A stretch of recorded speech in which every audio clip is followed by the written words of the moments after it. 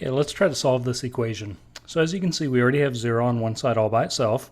So we also have a quadratic equation, meaning we have our variable raised to the second power, and that's the highest exponent attached to our variable. So from here, because it's a quadratic equation, we could utilize the quadratic formula if we wanted to. If we were going to, we would say that's 1 for our a, b is going to be -7, and then because we don't have a c, we could say that's going to be 0.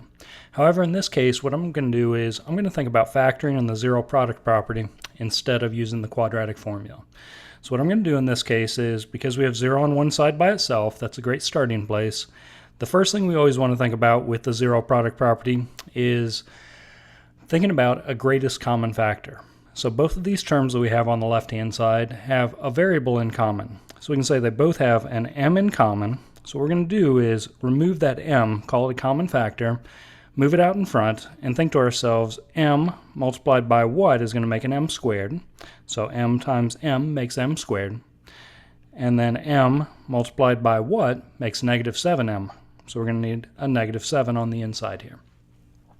If we were to redistribute that m from the outside to each one of those terms on the inside, we would get back those same two terms that we started with. Okay, from here, to finish this up, what we want to do is set each factor equal to 0.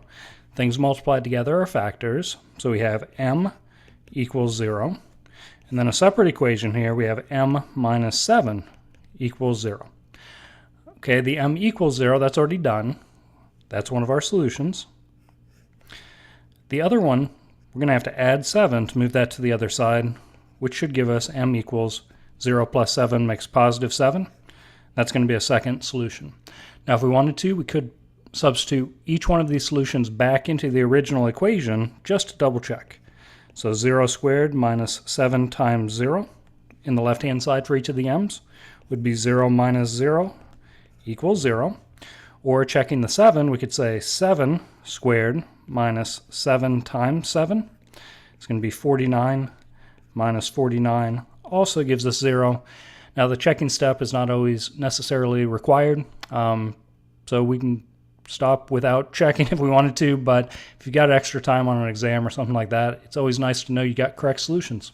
All right, hope this helps out. Good luck.